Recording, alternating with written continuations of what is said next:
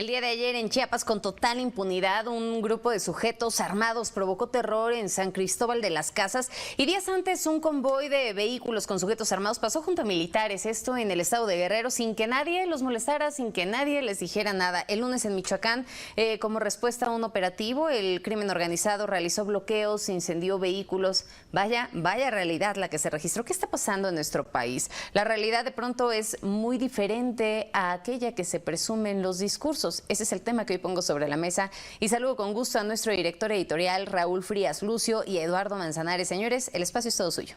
Gracias, Magda. Pues sí, la falta de Estado de Derecho, la falta de aplicar la ley, que es lo que estamos observando que pasa todo esto. Eduardo, qué gusto saludarte. Eduardo, muy buenas tardes. Gracias. Muy buenas tardes, Raúl.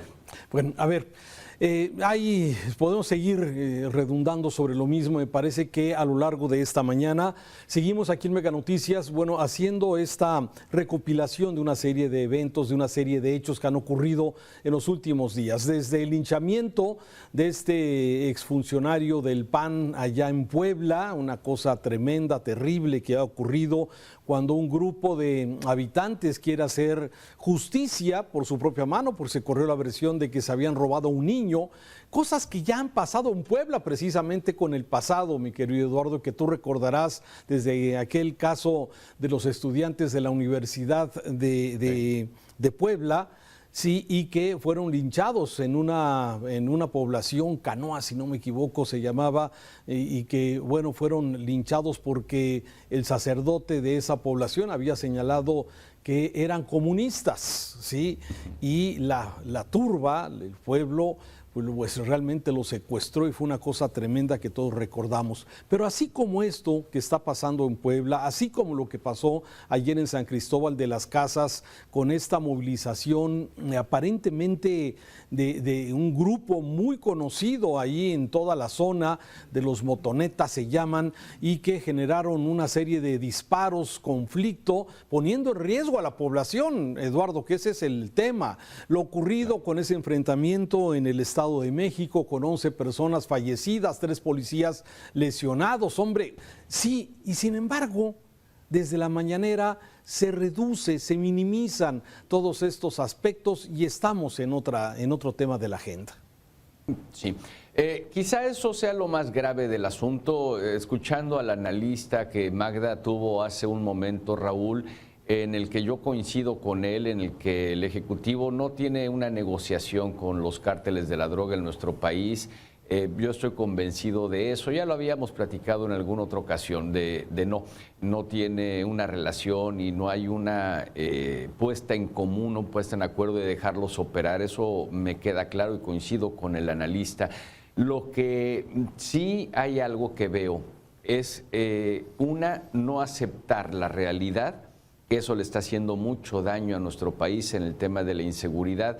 Y 2, no recomponer la falta de estrategia para poder atacar los altos índices de inseguridad y violencia en nuestro país, Raúl.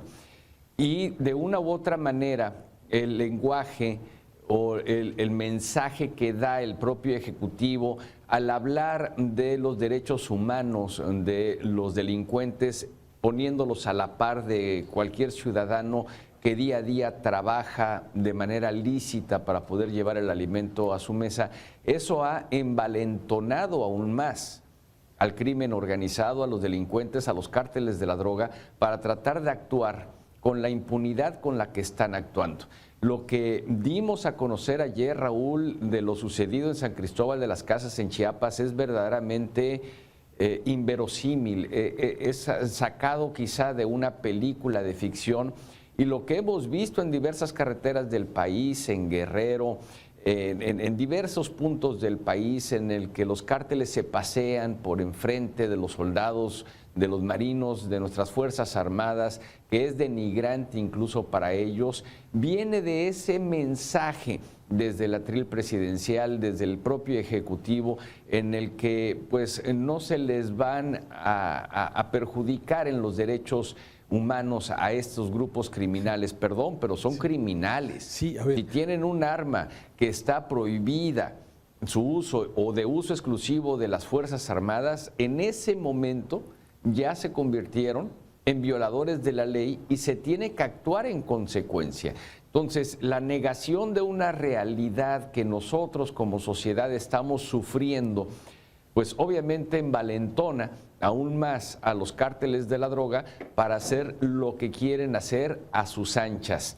Hay algo que quisiera comentarte del pasado, ¿no? De lo que sucedió en la administración de Felipe Calderón, pero si quieres más adelante lo abordo. Sí, a ver, tienes razón en este asunto. Yo también no creo que el presidente personalmente tenga un trato, sí, con algún grupo criminal, pero sí. Todas esas señas que ya hemos mencionado, Eduardo, me parece que son señas y como tú bien lo dices, ese espacio que no se está cubriendo, eso de no confrontar a los grupos delincuenciales, eso de dejar que pasen estas camionetas como estamos viendo, llena de hombres civiles armados y el ejército mirando nada más, porque la instrucción es no intervenir, no provocar masacres, no provocar lo que puede representar un riesgo. Sí, entonces no actuamos, pero como bien lo dices, ese espacio se llena con grupos de criminales que siguen aumentando su poder. Déjame hacer referencia a esto que publica y que publicó precisamente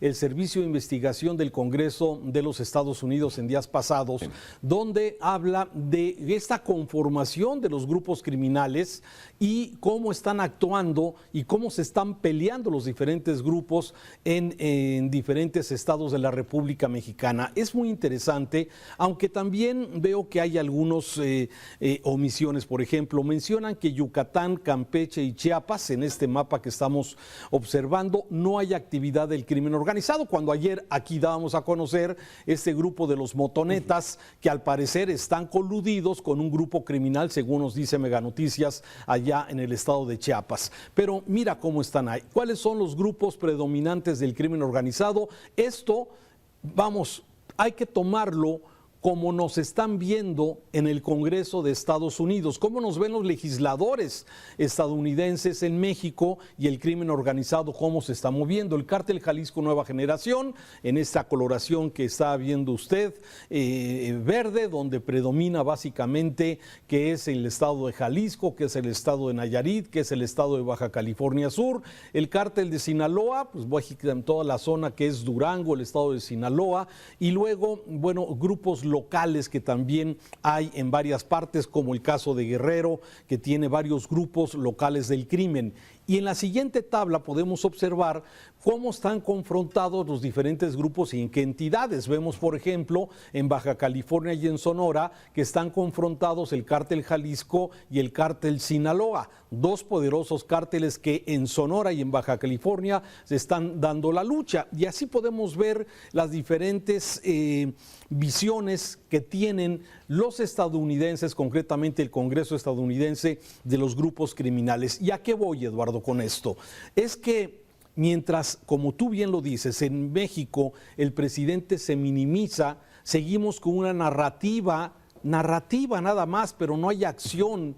Hay una narrativa que el presidente se presenta como un ser humano respetuoso de los derechos humanos, como un hombre con una política humanista, donde rechaza pues todo lo que sea superfluo y de alguna forma pues es lo que está predicando, y permíteme utilizar esta palabra que va muy ligada con un tema de religión, pero es que así se viene presentando el presidente, cuando los hechos y las evidencias nos están mostrando otras cosas y desde luego con consecuencias a lo que va y lo que sucede en nuestro país, Eduardo.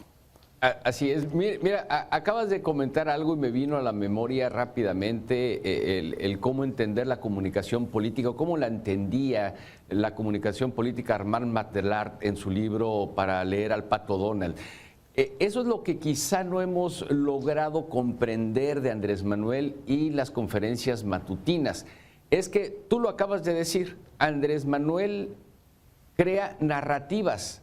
Así es. No genera discurso político, sino genera narrativa, y la narrativa va orientada a posicionar un determinado mensaje en el intelecto o la mente de las personas.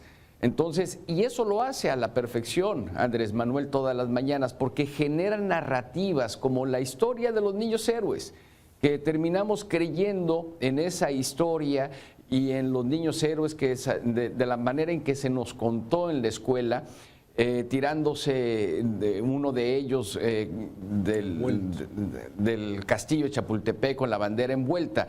Entonces, y ese mismo tipo de narrativas, Raúl, se generó con la creencia de que Hernán Cortés y 629 soldados dominaron todo un imperio y se le llama la conquista de México, de España a México. Esas son narrativas y Andrés Manuel eso es lo que hace, la narrativa. Y ahora, bueno, le hice este paréntesis porque me llamó mucho la atención. Pero mira, de este estudio que presentas y de las imágenes que acabamos de ver, hacen también una línea de tiempo muy interesante. Cuando Felipe Calderón decide declarar la guerra al narcotráfico en México, lo hace con una intención, según recuerdo. El incremento del consumo de droga, sobre todo en niños y adolescentes en nuestro país. Mucho se le criticó, yo fui un crítico de eso, de que no había una estrategia como tal. ¿Y qué estrategia y qué le faltó a Felipe Calderón en su momento? Porque si nos vamos a la administración de Calderón, eran 3 grupos criminales los que prácticamente dominaban la zona norte del país y parte del Golfo con el cártel del Golfo. Estaba desde luego el cártel de Sinaloa y, si mal no recuerdo, no Jalisco Nueva Generación, pero había 3 cárteles distribuyéndose la parte norte, centro Golfo del país. Al momento de que los colombianos dejan de pagarle a los cárteles mexicanos el trasiego de las drogas y les empiezan a dar mercancía, es cuando se empiezan a distribuir más drogas en nuestro país y aumenta e incrementa el consumo. Era el pago. Entonces, se les pagaba con droga, con mercancía. Exactamente. Entonces, ¿a dónde voy con esto? A lo que le falló a la inteligencia del Estado mexicano en la época de Calderón y posterior en Peña Nieto y ahora con Andrés Manuel, es qué vamos a hacer cuando ataquemos a un grupo criminal y qué va a pasar con la sucesión que ellos ya la tienen planteada. Entonces, al no tener ese punto dentro de la estrategia de la seguridad de Calderón, hizo que se desperdigaran todas las personas de los cárteles, se convirtieran en lo que hoy estamos viendo, en el que se quieren obviamente pelear el dominio de toda la República Mexicana, Raúl. Así es, y eso es exactamente parte de la explicación. Yo creo que le pregunté a Felipe Calderón un par de veces que lo he entrevistado posterior a su presidencia, y cuando le preguntas este tema de que sí, él le declaró la guerra a los criminales, dice, ¿qué podía hacer? ¿Quedarme con los brazos cruzados mientras veía cómo seguían creciendo los grupos criminales y seguían posesionando y él aumentaba el consumo de las drogas? A ver, no lo justifico, pero de alguna forma él argumenta eso. ¿Qué? ¿Había que quedarse con los brazos cruzados? Sí, yo coincido con, creo que fue lo correcto, pero no pensaron en el efecto cucaracha. Claro. Y esto en gran parte lo estamos viviendo hoy, o sufriendo hoy. Claro, sí, porque hoy lo estamos padeciendo exactamente esto. Eduardo, muchas gracias por tu análisis esta tarde.